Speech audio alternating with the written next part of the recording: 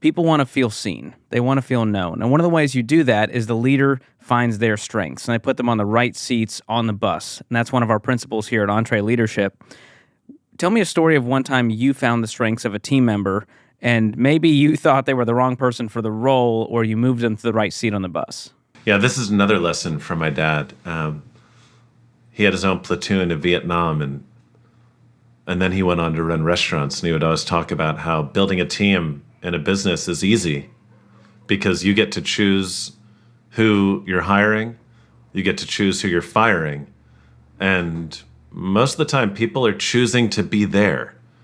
Whereas in Vietnam, no one wanted to be there, you weren't picking your team, and you couldn't fire anyone. And so you had no choice. You had to make the most of every single person on your team, and it's a good place to start when you're running any organization before you just decide to turn your back on someone and ask them to leave. I mean, man, that happened all the time. The one that comes to mind, I think I wrote about him in the book, was this one guy who was a food runner.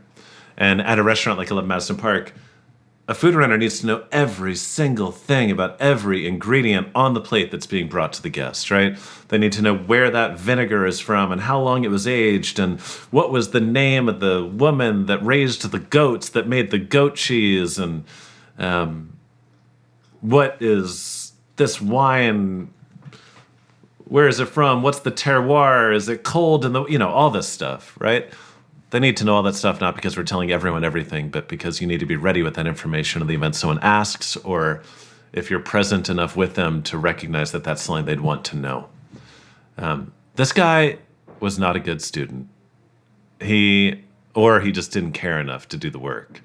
Because every time we do one of these tests, he did poorly. But I just always saw something in him. I think any leader can relate to this. Someone who's not thriving in their role, but there's something about them that you just believe in and you don't want to say goodbye. And it turned out he was just a good leader of people, and he was organized beyond anyone else in the team. There's a very, very important position in a restaurant. It's called the expediter. They are the person, they're like air traffic control between the kitchen and the dining room. They're the ones when the kitchen puts out a bunch of plates, they're the ones that tell the people where to bring the plates, who's getting what, in what order it needs to happen. In a busy restaurant, when your food takes way too long, many times it's the expediter's fault. And so we moved this guy from a mediocre food runner and gave him a shot at being the expediter, one of the hardest positions in the restaurant, and he became one of the best expeditors I'd ever seen. I was only able to figure that out because I believed in him enough to spend time with him when he wasn't succeeding. Like real time. Sit down, have a coffee, try to understand who he was, why he wasn't succeeding, what kind of filled his gas tank. And then with that, we were able to refocus him into a position that dramatically helped us find success. And that just points back to being a healthy leader and having the bandwidth and not being so scattered that you can actually zoom in on that one person and give them the time they need, that they deserve, to find the right seat for them, to figure out what's actually going on instead of just blaming them. And instead looking in the mirror and pointing it back at you and saying, I haven't taken the right time to figure this out. So I love how that trickles down from the leader to the team culture, down to a great experience for the customer, which then leads to amazing business results, and it just keeps going and going.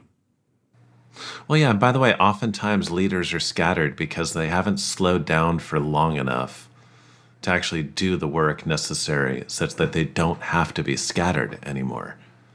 Like, sometimes we just need to say, okay, stop everything. Let me take a breath and figure out how to re-strategize a little bit here. Because when a leader never has time to do anything, it's an unsustainable approach. And if you, listening to this, if you're that person, I guarantee you, if you can press pause for long enough to see the forest through the trees, you will find opportunities to make your life easier by investing in the people you already have on your team. Wow.